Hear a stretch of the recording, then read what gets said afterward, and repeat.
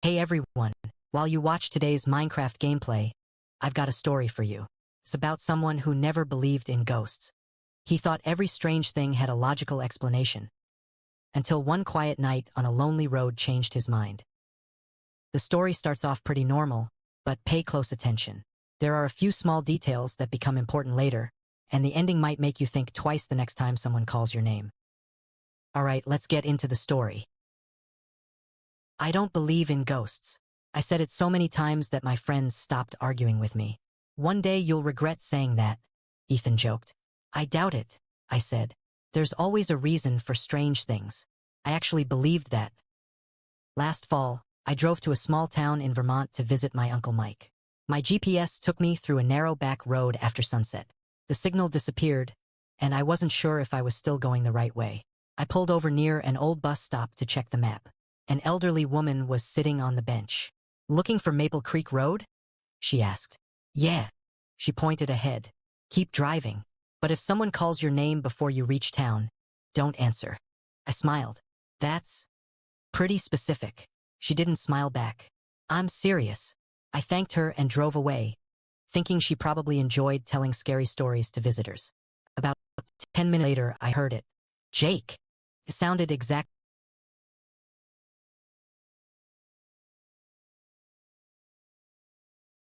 like my dad.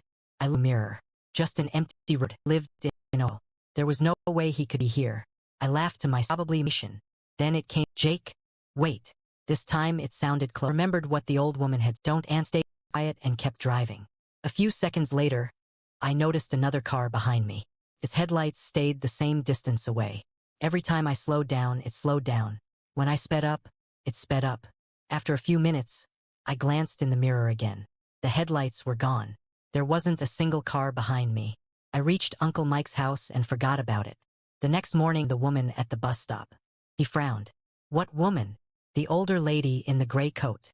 There hasn't been anyone at that bus stop for years. I laughed. I talked to her. He didn't laugh. That's exactly how everyone describes her.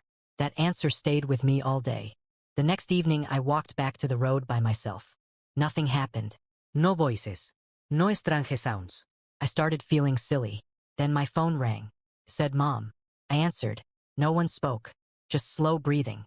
Mom. The call ended. A second later my phone rang again. Same caller. This time my own voice answered. Don't turn around. The call disconnected. I felt my stomach tighten. Behind me I heard footsteps. Slow. Steady. Not rushing. Just following. I wanted to look. Every instinct told me to. Instead, I kept walking toward the lights of town.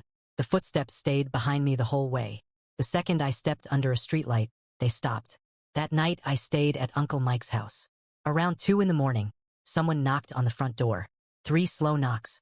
Mike was asleep upstairs. Then I heard his voice from outside. Jake, open the door. That didn't make sense. He was still in bed. The voice came again. I forgot my keys. I walked to the stairs. My uncle was standing there in his pajamas. He whispered, Don't open it. The knocking continued. Then the voice changed. Now it sounded like my mom. A few seconds later it sounded like Ethan. Then my sister Emily. Every voice sounded completely real. I backed away from the door. The knocking stopped. The next morning I asked Uncle Mike what it was. He sighed. It copies people. Why? What happens if someone answers? He looked away. Nobody who's followed it has ever explained. I left town that afternoon. For months, nothing happened. Life went back to normal. Then one night I got a text from Dad. Said, Come outside. I walked into the living room. Dad was asleep in the guest room. He had driven over earlier that evening. When I checked my phone again, the message was gone. A few weeks later, my friend Ethan called. You remember that story you told me? Yeah. I thought you were messing with me. What happened?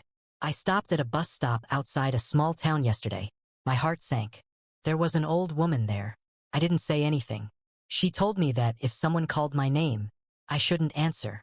The phone suddenly filled with static. Then I heard another voice. Mine.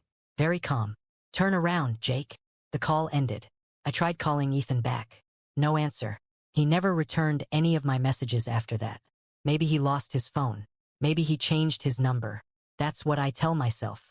Even now, every once in a while, my phone rings from my own number. I never answer. Sometimes, when I'm home alone, I hear footsteps upstairs.